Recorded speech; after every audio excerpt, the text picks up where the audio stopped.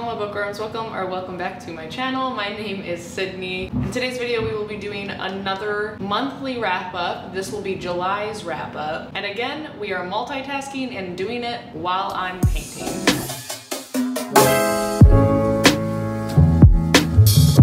So hey, what's up? How are you? I hope you're doing well. Thanks so much for being here and hanging out with me for a little bit. I really hope that it's not too loud upstairs and you can still hear me. Actually, I'm gonna turn my microphone up. I really hope that you can hear me. Upstairs, Caleb is putting in our floors, so it is kind of a noisy process. So apologies in advance if it's annoying or what have you. I just really hope that you can hear me. I have no idea what this audio is gonna be like, so fingers crossed that it'll be usable. But we gotta do what we gotta do, and what we gotta do is make content while doing all these other things, because we move in less than a week and there's still a lot to do. But that being said, I am painting our kitchen cabinets today. I started yesterday and I was on track to finish, but then Caleb decided to almost slice his whole finger off while laying floors, and so we spent the majority of yesterday in urgent care. Yes, he is okay. Yes, his finger is still on his body. It didn't hit any bone or tendon or anything, but it was really deep and it did need 8 stitches. So it was an eventful day yesterday, but we're back today and I'm picking back up where I left off. So now we're gonna talk about all the books that I read last month. There's quite a few. There's 10. This is like the most books that I've read in a while, and it's because I'm just consuming them audibly in means of audiobooks while I'm doing all these other things around the house. And it's actually kind of nice because I have very specific memories of what I was doing when I was listening to specific books, and most of them were really great reads. So it's kind of nice to have those memories of consuming these stories while I was doing specific things around the house. We'll get into that a little bit more later, I think. But yeah, I'm going to set up another cabinet because I have finished this one. Look at that sheen. And then we can start chatting. The books I talk about will not be in direct order, but the first one I'm going to talk about is Book Lovers by Emily Henry. Gotta wipe all this dust off first. But Book Lovers is obviously Emily Henry's newest release, and it's pitched as like an enemies to lovers book. And our two main characters are Charlie and Nora, and they're both literary agents in different capacities. So she is an agent and he's an editor. So they've worked together multiple times and it's never been good. Like they've always kind of been at each other's throats. And Nora's little sister Libby asked Nora if she wanted to go like on a girls trip vacation with her because they've been kind of out of sync. So they decided to go, and lo and behold, Charlie is also at the same place at the same time. You find out later all these things, but ultimately they keep seeing each other, they keep interacting with each other, and romance tends to happen when that happens in these romance books. And the thing about Book Lovers is that the banter in this story is top tier. It was so funny and it was so fun. I mean, Emily Henry's writing is just phenomenal to me. I have so much fun with every single book that I've read by her. The commentary is just amazing. I really loved it. My only complaint about Book Lovers is that I feel like the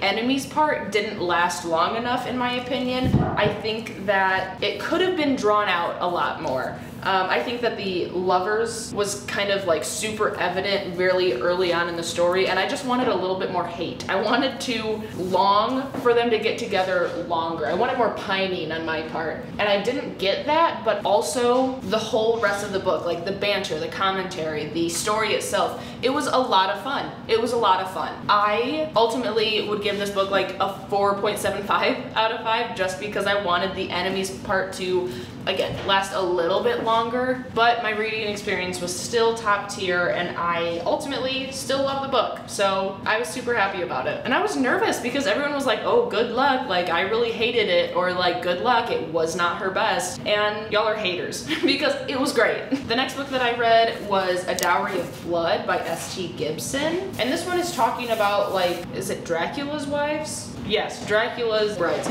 So I listened to this while I was painting the cabinet carcasses, you know, that the doors go on.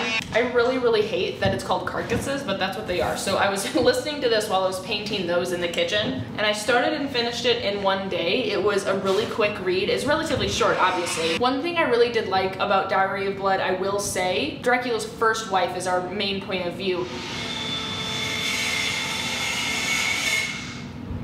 And so we're following her as she gets turned into a vampire, learns to love Dracula, begins to have all of these mixed feelings because obviously a lot goes on when you get turned into a vampire. You're learning new things, your body, your mind, what you need to live now, you know, hello, all of these things, and you live forever. So obviously Dracula has had past wives, past relationships, and it evolves into a polyamorous relationship with all these other wives and husbands, and I really liked that exploration in the polyamorous relationship, even though obviously it was pretty toxic at times. So there's things to be said about that and how healthy the relationship was, but ultimately I loved seeing the husbands and wives like come together and kind of lean on one another, and ultimately, you know, what happens at the end. But I really loved that aspect of it where we were just like really with all of these characters together and they were going through it together, and it was great. I had a great time. The atmosphere was obviously super on point. It was like a gothic vampire story. So the author did a great job with that, and I will definitely be looking into other books that they write because I really liked it. I think I gave it like a 4 out of 5. The next book I read was Yolk by Mary H.K. Choi. This was one of my 5-star predictions from like a really long time ago, and happy to report that it was an absolute 5-star read. It was phenomenal. I am so mad that it took me this long to read it because ever since it came out, I knew that I was going to have a great time with it. I knew that it was going to be one of those books that like sat in my mind for a while, and it definitely is. This is honestly the first book that I read, I think ever, that had such graphic representation of an eating disorder. So if you are sensitive to that content warning, then I would kind of suss it out and see if reading this one would be worth it or safe for you.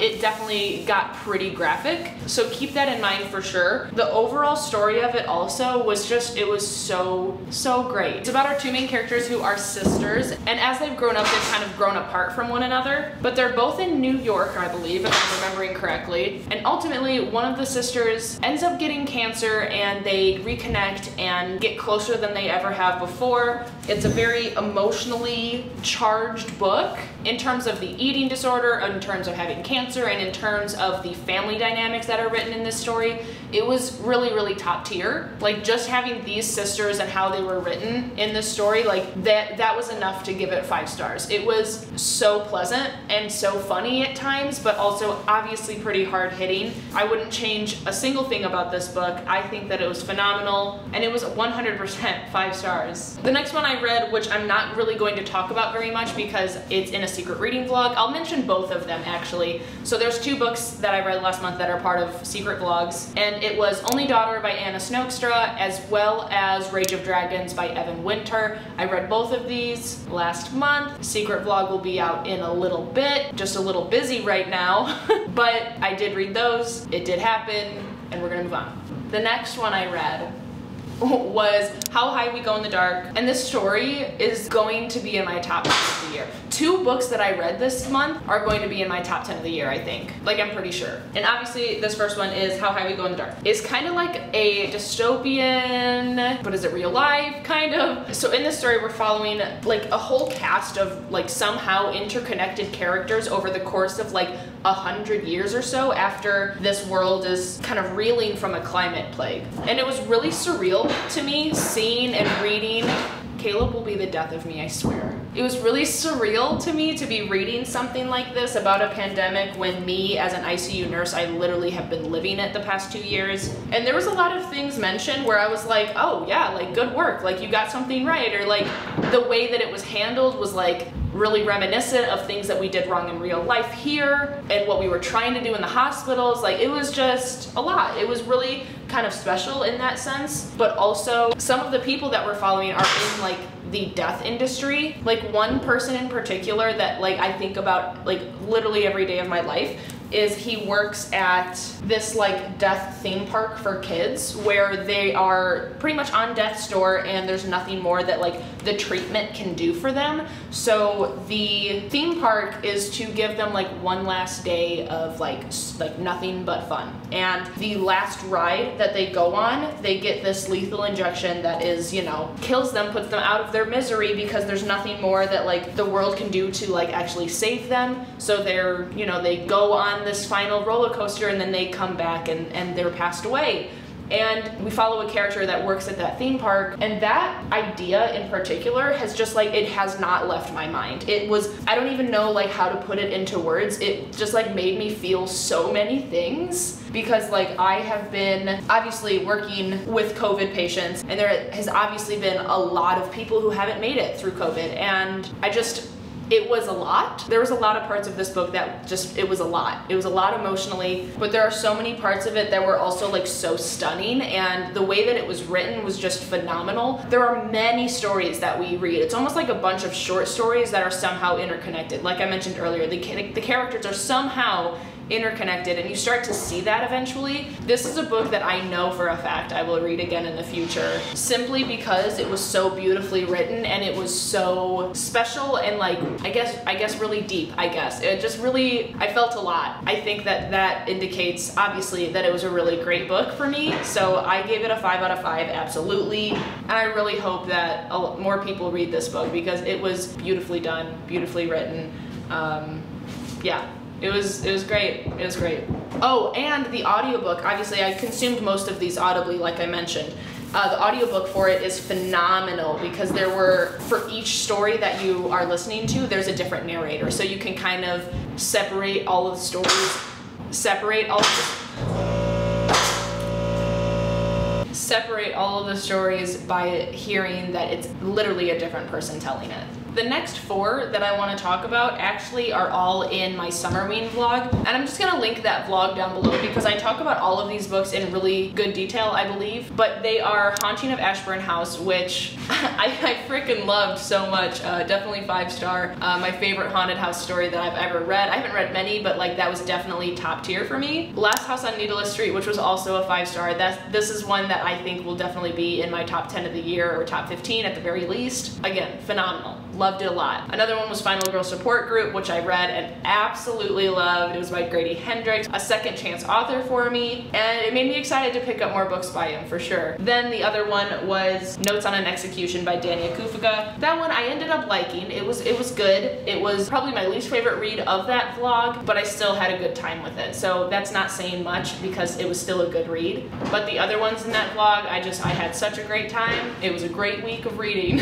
Another book that I read last month, which was a mood read for me, was Nettle and Bone by T. Kingfisher. This one I wanted to read before I read What Moves the Dead this month. Oh, I'm like out of frame. Hi. There's something on the cover of the book that I don't remember exactly what it says. Paraphrasing it into my own words, it's like eerie atmospheric story with like the bones of fairy tale. And that is such a perfect description. It felt super dark, eerie, and whimsical. The cast of characters were some of my favorite that I read last month. It was so great. I like half kind of buddy read this with Steph. We were talking about it back and forth, and I mentioned how in the beginning of the book we're in this sort of like almost like desert barren land situation going on. And I wanted more of that atmosphere. I wanted more of that situation, I guess, because like in the beginning it was like super weird. I was like, oh my god, we're about to get into some like really creepy stuff and like almost like heady, like weird things, you know? And obviously it evolved into being like more of like a classic fairy tale, eerie, atmospheric story, less of like the weird stuff, which I was kind of sad about. I wanted it to stay super, super weird and like me being like a little bit confused, a little bit like, ooh, what's happening? And it definitely didn't stay super weird, which is fine. That was my only complaint though, was I just wish that it stayed a little bit more strange. But all in all, I think I gave this book like a 4.5 out of 5 at least. It was so much fun. I had such a great time with it. Again, the cast of characters were just phenomenal, and the story itself was super fun, but also dark and eerie and high stakes situations. You know, it was great.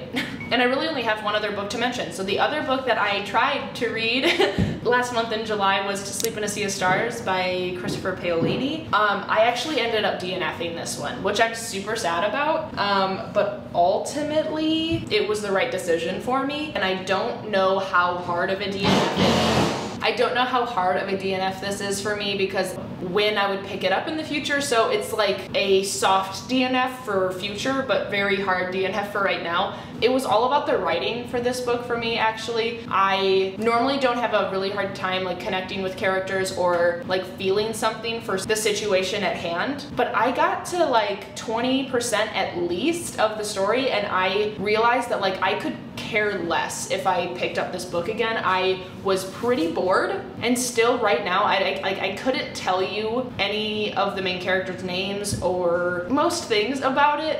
It's funny because Caleb tried to read this. I like pushed this on him like when it first came out. I bought it and I had him try to read it because I was like, oh, everyone's loving it, like I think you would like it, because he's like a big sci-fi girly and loves aliens, loves all the things. But he mentioned that one of the aliens that are portrayed in this story is basically like the superhero Venom, and that he felt that he would just much rather read a story about Venom because it would have been much more entertaining.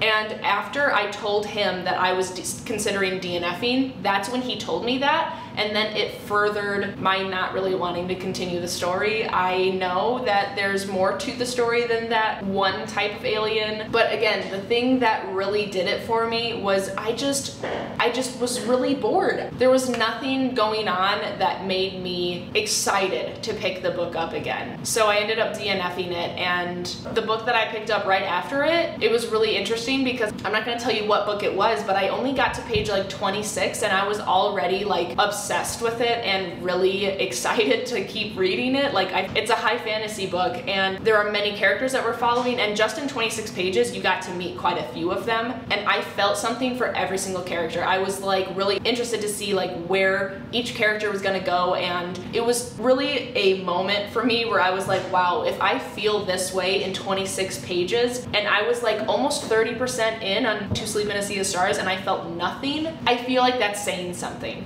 So even more so, I felt better about DNFing To Sleep in a Sea of Stars, unfortunately. So that's what happened with that book, and we have another cabinet painted. These are gonna need 2 coats, but it's looking pretty good for now. And I think that that is all of the books that I read last month. There's quite a few. Obviously, if you want more in-depth conversation on the other books that I didn't talk about too much in this video, the link is down below for that Summerween vlog. There is some pretty fun house updates in that vlog as well. But I am going to finish painting these cabinets. Thank you so much for being here and hanging out with me for a little bit. If you are still here, leave the door emoji down below in the comments. And while you're down there, don't forget to subscribe and like the video. I always appreciate your support. And of course, be kind to one another and happy reading. Bye.